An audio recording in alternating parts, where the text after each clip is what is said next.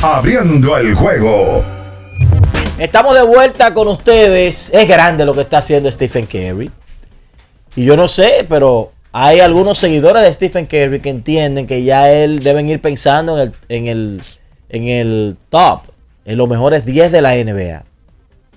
Hay gente que lo está proponiendo ya. Dice que ¿qué tiene que hacer más? El mejor tirador de todos los tiempos. Está cansado de ganar con Golden State. Le criticaban que no había sido MVP. Fue MVP en el último campeonato del equipo. Y a todas luces, él es el motor de ese equipo de Golden State. Y hay gente que está diciendo ya que hay que ponerlo en los mejores 10 de todos los tiempos de la NBA. Ayer él contó con mucha ayuda en esa victoria de los Warriors sobre los Houston Rockets. Un partido cerrado que se definió prácticamente al final.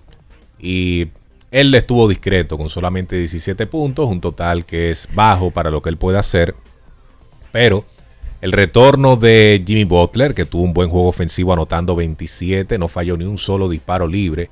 Lo que hizo también Braden Popsiemski, que anotó 26, ese fue quizás sorpresivo esa actuación que tuvo. Y creo que también un cambio que hizo el dirigente Steve Kerr, que hay que darle el crédito, insertar a Buddy Hield en el quinteto inicial, eso dio buenos resultados para el equipo. El engranaje de los Warriors lució mucho mejor. Y ni hablar del trabajo de Draymond Green defensivamente. Él otra vez digamos que puso estadísticas estilo Draymond Green, que no logra cifras dobles en nada, pero la defensa, el trabajo que él hizo, ese juego sucio de él en el partido de ayer fue determinante. Y al final la defensa que él tuvo sobre Alperen Sengun también, una jugada donde Sengun y los Rockets intentaban tomar la ventaja. Esa defensa fue excelente y ese es el Draymond Green, que definitivamente siempre hay que considerarlo. Hay que ponerlo a él en un lugar bueno, porque es un tipo que aporta demasiado. No se ve mucho en las estadísticas a veces, pero el aporte siempre está ahí y él resultó determinante en esa victoria de ayer, que pone unos Warriors de Golden State 3-1 y que cuando uno ve la serie, lo que está pasando, lo que sucedió en ese partido, ahí entra lo que se hizo aquí de análisis con relación a los Houston Rockets, y es que Houston definitivamente no tiene una figura para momentos finales en el clutch.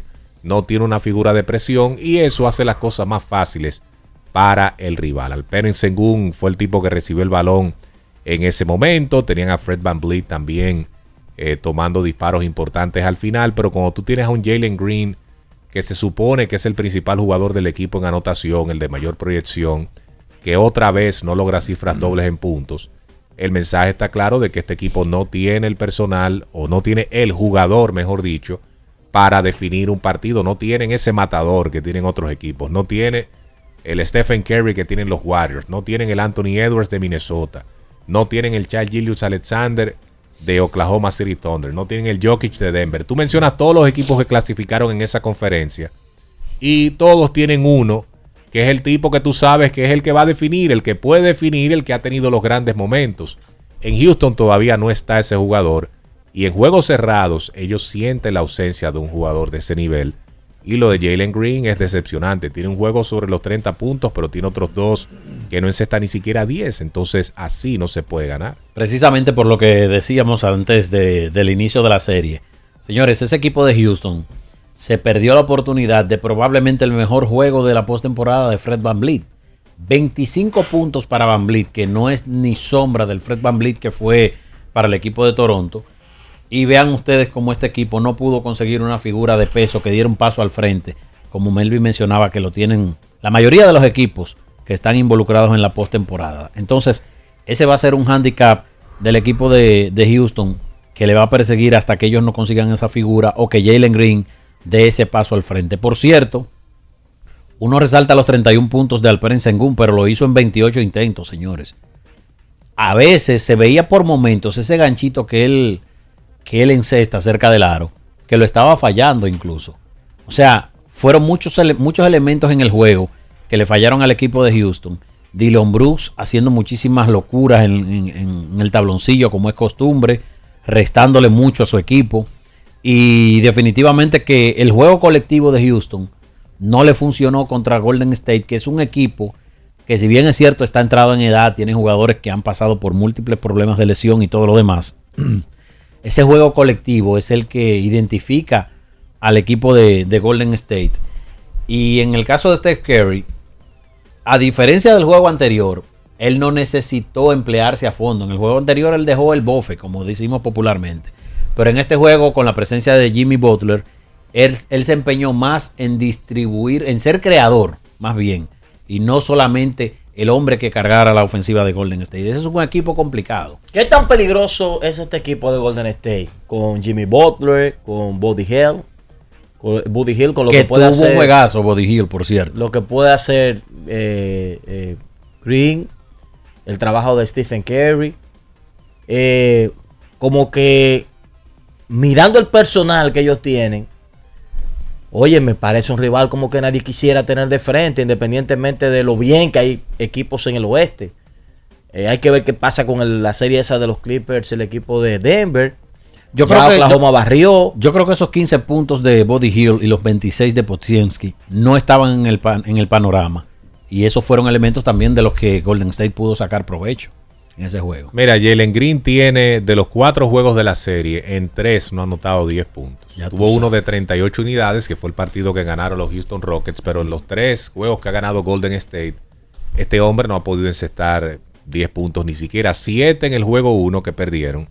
Luego marca los 38 en el juego 2, 9 en el juego 3, perdieron de 11 los Rockets. Y ayer pierden por 3 y él solamente anota 8 puntos, pero 5 bolas perdidas también. O sea que ni siquiera en eso la tenía. Y con relación a la peligrosidad de los Warriors de Golden State, es real cuando tú tienes un Jimmy Butler con historia de postemporada, con historia con equipos que no estaban supuestos a dar mucho. Él los ponía a ese nivel. Yo creo que el Heat de Miami es el mejor ejemplo en ese sentido. Tú tienes un Stephen Curry que Orlando ha destacado la historia del jugador, los campeonatos, las cosas grandes que ha hecho. Tú tienes a Draymond Green también, que es parte de ese engranaje de los Warriors exitoso. Y el resto del núcleo son jugadores adecuados. Ese es un equipo peligrosísimo y ahora le tocaría en segunda ronda si finalmente vencen al equipo de Houston, al ganador entre Minnesota y los Lakers, que pinta que será Minnesota con esa ventaja de 3-1. Y para Minnesota y para los propios Lakers también, si logran recuperarse y ganar, obviamente los Warriors serían un rival mucho más difícil que un Houston Rockets, que aunque quedó segundo en la conferencia, pero se ven las debilidades de un roster que es bueno, pero que todavía le falta un poquito más para tú ponerlos al nivel de esos equipos que hemos mencionado. Sí, va a estar interesante eso de ver qué va a pasar con estos Warriors. Pareciera, independientemente del rival que le toque en la próxima ronda, que ellos tienen el espacio para seguir avanzando en el playoff. Y repito, con esos nombres que ellos tienen ahí de tipos muy, pero muy maduros, muy depurados, para cualquier equipo de los que están en el playoff es difícil, independientemente de los que ya tienen experiencia, como el caso de Denver, que fue campeón, los Clippers, que tienen elementos como la Barba Harden y Kawhi Leonard, y el mismo equipo de Oklahoma, que parece ahora mismo el equipo más sólido de todo el oeste. Habría que ver cuando tenga que macharse con un nivel de experiencia tan grande como el que tienen esos muchachos de Golden State. Y lo de Cleveland. Por cierto, ahora que tú vas a mencionar a Cleveland, Orlando, yo de manera muy particular, por un tema de más que nada de atención y de rating, yo no quisiera una final Cleveland y Oklahoma. Honestamente no quisiera una final como esa, porque es que tienen jugadores con mucha proyección, jugadores que van a convertirse en superestrellas, pero todavía ese no es un matchup que le genere dividendos en términos de rating a la liga. Ese es un matchup que todavía carece de figuras, que solamente Shai Gilgeous-Alexander puede ser una de las figuras que polarice, pero él quizás no tiene otra figura que acapare la atención de la mayoría del público del baloncesto. Bueno, pero en su momento así fue Golden State, un equipo nuevo, con figuras nuevas. Pero fíjate a quién tenían del otro lado, Orlando. Tenían a LeBron James. Sí, en cierto modo el equilibrio de tener una figura tan imponente al otro lado ayudaba. Pero son las generaciones. Quizás, por ejemplo, el Oklahoma de Durant, Harden y Westbrook, cuando llegó a la final aquella vez, era un equipo nuevo. Y al final mira quiénes son esos tipos. O sea que siempre va a haber una primera vez. Lo que sí es que el mensaje que ha mandado Cleveland es que ellos son equipos sólidos. Porque es verdad que el Heat no era el rival más peligroso. Pero de la forma que ellos dominaron a ese equipo y el mensaje que mandaron es de que ellos le sacaron el aire en ese primer cuarto. Van en serio. O sea, de que es un equipo que hay que pensar en ellos realmente A diferencia de Houston, que teníamos la duda, llegaron segundo y teníamos la duda. Yo creo que con Cleveland, claro, hay que ver ahora en la próxima ronda qué tal, cómo ellos se desempeñan en la próxima ronda. Le tocaría a Indiana, ¿verdad? Si finalmente termina derrotando a Milwaukee, sería el cruce. El cruce de Cleveland, sí. Exacto, o sea que podría ser una gran prueba Indiana, que ha jugado un gran basquetbol. Adelante. Buenos días. Sí.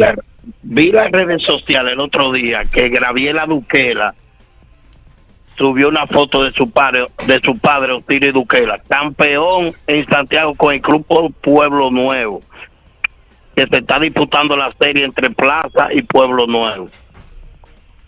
Osiris Duquela no puede ser sacado al Salón de la Fama, tiene mérito, confírmeme. Claro que sí, yo creo que sí.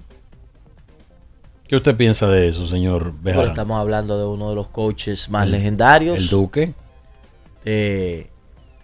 De la historia del baloncesto local. Tipo con una historia bastante grande. 75 abriles ya. Sí, ya estamos hablando de un súper veterano que lo ha hecho todo en el básquetbol. Totalmente. Sí, una bonita carrera en el deporte del aro y del balón. Alguien súper respetado, muy querido también. Una tremenda persona. Y un conocedor profundo del juego. Él se merece todo. Estoy de acuerdo. Su hijo también coach. Y me parece entonces Gabriela viene siendo su nieta, ¿verdad? Sí. O sea, hija de Julio. Exacto. Y hija de Julio, que nieta de él y que está haciendo ya carrera como analista muy buena. De hecho, creo que baloncesto. va a estar con Leones de Santo Domingo en un puesto Exacto. dentro del grupo de operaciones del equipo. Que sería una experiencia nueva para ella también, estar en esas lides, en un equipo de la Liga Nacional de Baloncesto. Bueno, es que ella nació y creció en el baloncesto, señores. O sea, todo el tiempo desde que ella nació estaba ligada al baloncesto. O sea, este éxito, digamos, es algo que tenía que venir. La primera vez que yo la escuché, yo me impresioné con el dominio. Porque a veces deciden hacer crónica de un deporte específico y tú notas que están preparadas, que conocen o preparados, porque no tiene que ser mujer, puede ser hombre o mujer, y tú notas que hay una preparación, pero se siente una diferencia cuando es una vivencia. Entonces, por ejemplo, me pasa con Areche, la que está, Marilyn, que está con los Cañeros, hace dupla con Dieguito, que cuando tú la escuchas comentar, se nota que es alguien que tiene vivencia de baloncesto. Joana Núñez, en un momento llegamos a trabajar junto a baloncesto local, se notaba que ella veía los juegos, que estaba muy empapada con los jugadores, y eso lo palpa la gente cuando te escucha comentar un deporte o analizar. Mira, Julián Suero me pasa unos nombres también que en verdad tienen que ser considerados para el Salón de la Fama y no se explica por qué no están ahora mismo, pero los nombres de Sergio Abreu, el nombre también de Leandro de la Cruz, Héctor Báez, Sí, son claro. tipos que merecen la inmortalidad. Estoy totalmente de acuerdo con Julián. Y lo de Leandro como jugador y fuera de la cancha, un fenómeno del deporte también, un tipo que ha estado envuelto en muchos proyectos importantes. Antes de irnos a la pausa, hoy yo creo que Milwaukee se despide de la temporada. Milwaukee con una situación compleja que vamos a comentar después de venir de la pausa. Los Knicks creo que ya deben clinchar esta noche, al igual que los Celtics.